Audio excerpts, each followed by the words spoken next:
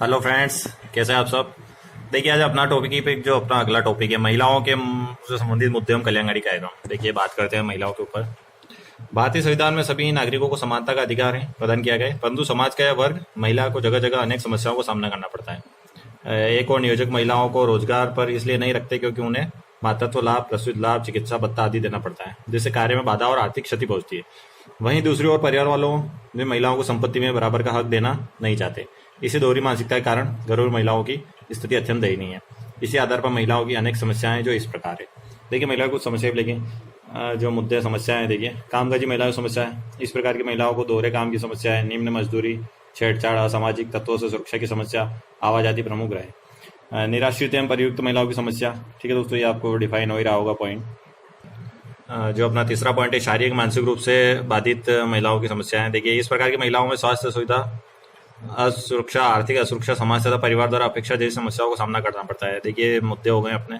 देखिए, महिलाओं की क्या समस्या है, कुछ मैंने टॉपिक बने मतलब समस्या। पितृ सत्तात्मक समाज में पुरुषों को अनेक सुविधाएं, परंतु स्त्रियां उससे वंचित रह गई। बाल विवाह, विधवा पुनर्विवाह का अभाव, दहेज, उत्पीड़न, तलाक, पति विवाह, पर्दा प्रथा जैसी समस्याओं का सामना करना पड़ा। थर्ड पॉइंट है, महिलाओं की साक्षरता दर का 65.4 कम होना, कम उम्र में विवाह से स्वास्थ्य संबंधी समस्याओं का होना।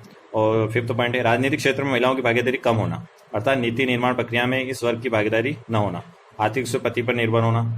ठीक है दोस्तों, बात करते हैं इनकी समस्याएं, जो महिलाओं की समस्या, इनके क्या प्रयास किए जा सकते हैं। संविधान के अंतर्गत महिलाओं और पुरुषों को समान अधिकार प्रदान किए जाना। महिलाओं से संबंधित कुरीतियों तथा सती प्रथा, बाल विवाह की समाप्ति। हाल ही में 3 तलाक को सुप्रीम कोर्ट द्वारा समाप्त किया जाना। ठीक है दोस्तों, एक मुद्दा अच्छा पॉइंट भी रहा था अपने। आर्थिक रूप से सशक्त बनाने के लिए रोजगार में आरक्षण की व्यवस्था किया जाना। अनेक कल्याणकारी कार्यक्रम योजनाएं तथा जननी सुरक्षा योजना, आशा, इंदिरा गांधी विधवा पेंशन योजना आदि के माध्यम से स्वास्थ्य सुविधा प्रदान करना। महिला कल्याणकारी कार्यक्रम क्या है, देखिए, संवैधानिक प्रावधान, जो अनुच्छेद 14, 15, 16, 6 के 3, ये आपको दिख रहा होगा डी में। और कानूनी प्रावधान, सती प्रथा निरोधक कानून 1829, हिंदू विवाह 1955, बाल विवाह निषेध, ये सब पॉइंट कभी पूछे जाते हैं एग्जाम में, क्या क्या कार्यक्रम। देखिए, महिलाओं के लिए व्यापक राष्ट्रीय योजनाएं क्या क्या है। वर्ष 2000 में महिलाओं के सशक्तिकरण के उद्देश्य से महिलाओं के लिए एक व्यापक राष्ट्रीय योजना प्रस्तुत की गई, जिसका उद्देश्य महिलाओं का आर्थिक विकास और सभी महिलाओं के लिए सामाजिक न्याय सुनिश्चित करना। इस योजना के निम्न स्तुति प्रस्तुत किए गए। राशन कार्ड महिला के नाम पर हो। तलाक हो जाने पर गुजारा भत्ते का निर्धारण बुनियादी आवश्यकताओं को ध्यान में रखकर किया जाए। महिलाओं को सभी क्षेत्रों में 30% आरक्षण की व्यवस्था करना। सभी विवादों का पंजीकरण अनिवार्य हो। महिलाओं को मातृत्व एवं प्रसूति के अधिकार। देखिए, क्या क्या कल्याणकारी योजनाएं हो सकती है। देखिए, योजनाएं तो आप पढ़ते होंगे। उज्ज्वला योजना 4 दिसंबर 2007 को प्रारंभ की गई। उद्देश्य वैश्विक यौन शोषण के शिकार महिलाओं को उद्धार, पुनर्वास में। योजना में वैश्विक यौन शोषण, देखिए, आपको दिख रहा होगा उज्ज्वला योजना। तो अगली जो अपनी योजना उसके बारे में, स्वास्थ्य सीधा योजना। तो देखिए, आपको दिख रहा होगा टॉपिक, आप बनाइए, अपने हिसाब से बना सकते हो, टॉपिक को डिफाइन कीजिए। उसके बाद बात करते हैं स्त्री शक्ति,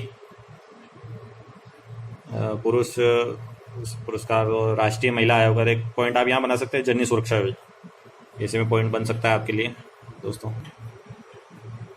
देखिए दोस्तों, महिलाओं से संबंधित क्या योजना है। जबल योजना आप डिफाइन कीजिए। देखिए, मध्य प्रदेश की बेड़िया बछड़ा सांची जनजाति के, देखिए, आप डिफाइन कर सकते हैं इसको एनजीओ के द्वारा। महिला किसान सशक्तिकरण परियोजना मध्य प्रदेश में कब चालू, 2012 में 16 जिलों में संचालित, 60,000 अधिक महिला किसान अभावित। देखिए, तेजस्विनी ग्रामीण महिला सशक्तिकरण मध्य प्रदेश सरकार द्वारा महिलाओं की 5 जून 2006 को लागू की गई, 6 जिलों में प्रारंभ की गई। उद्देश्य महिलाओं को स्वसहायता। तो आप पॉइंट बनाए और डिफाइन कीजिए। जो योजनाएं होती है आपको कहीं भी कैसे टॉपिक, कन्या साक्षरता प्रोत्साहन योजना अनुसूचित जाति 2006 में प्रदेश में लागू की गई। 6, 9, 11 क्लास की प्रवेश के समय क्रमशः 500, 1,000 रुपये। देखिए, और लाल लक्ष्मी योजना, ये आपको सबको पता ही होगा, 2007 में लाल लक्ष्मी योजना से हमारे मुख्यमंत्री जी शिवराज सिंह जी चौहान के द्वारा चलाई गई थी। और 2000 पश्चात जन्म सभी बेटियों को, 2006 के बाद जन्म उन्हीं के लिए हैं। और इसमें क्या कहते हैं, बाल विवाह में कमी आई, परिवार नियोजन को प्रोत्साहन मिला, जनसंख्या वृद्धि में कमी आई, बालिका। तो देखिए, आपको डिफाइन हो ही रहा होगा, मैंने जो टॉपिक बनाया अपने। देखिए, महिलाओं के लिए राष्ट्रीय नीति 2001 क्या है। महिलाओं के प्रगति, विकास एवं सशक्तिकरण के उद्देश्य से महिलाओं के लिए राष्ट्रीय नीति 2000 प्रस्तुत की गई। महिलाओं संबंधी सभी भेदभाव को समाप्त करने हेतु कानूनी प्रावधान, राष्ट्र के सामाजिक, आर्थिक, राजनीतिक सभी क्षेत्रों में नीति के निर्माण प्रक्रिया। देखिए, आपको पॉइंट दिख ही रहे होंगे, ये आप पॉइंट बना सकते हैं, क्योंकि अगर आप डेली न्यूज़पेपर पढ़ते हैं तो आप अपडेट रहिए। ये आपको मैंने पॉइंट डिफाइन किए हैं, ये सब महिला पुरुषों की समान भागीदारी, निर्वहन, सामाजिक निरुद्ध थे। तो ठीक है दोस्तों, अब जो 4th पॉइंट है, श्रम संबंधित मुद्दे एवं कल्याणकारी कार्यक्रम। सामान्य रूप से श्रम निर्माण का अभिप्राय ऐसी सुविधाओं के सेवाओं से है जो किसी संस्थान द्वारा अपने कर्मचारी को प्रदान की जाती है, ताकि वे अपने स्वास्थ्य एवं कार्य क्षमता को ठीक प्रकार से बनाए रखें, उनके उससे उन्नत कर सके। श्रम कल्याण का क्या महत्व है। तो आप ये पॉइंट डिफाइन किए। श्रम कल्याण श्रमिकों के स्वास्थ्य जीवन स्तर में सुधार होता है, श्रमिकों की कार्यकुशलता में वृद्धि होती है, औद्योगिक विवादों का मूल कारण श्रमिकों की निर्धनता, कल्याणकारी द्वारा औद्योगिक अशांति कमी लाई है। तो देखिए दोस्तों, श्रमिकों की समस्या है, श्रमिकों को अनेक कार्य का उचित मूल्य प्राप्त न होना, श्रमिकों के कार्य घंटे निर्धारित तो करने, कई बार भी टाइम से ज़्यादा भी काम करवाया जाता है उनसे। महिला और श्रमिकों पुरुष श्रमिकों की तुलना में कमी, वेतन में कमी, नियोजित कर्मचारी संबंधित समस्या, गंदे आवासों में जीवन व्यतीत करना, राशन सफाई उपलब्ध न होना, यातायात उपलब्ध नहीं होना।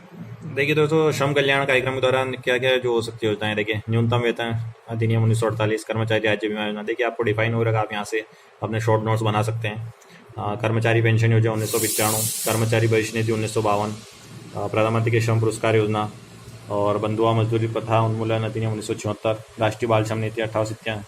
तो ठीक है दोस्तों, ये आपको डिफाइन हो ही रहा होगा, आप यहाँ से शॉर्ट नोट्स बना सकते हैं। ठीक है दोस्तों, मिलते हैं नेक्स्ट वीडियो में। आप मेरे चैनल को जरूर लाइक कीजिए। अगला टॉपिक रहेगा अपना लोक सेवाएं। ठीक है दोस्तों, इसी का एक अपना अगला टॉपिक है अपने पेपर 3 का। तो ठीक है, आप मेरे चैनल को ज़्यादा से ज़्यादा लाइक कीजिए, सब्सक्राइब कीजिए। जय हिंद, जय भारत।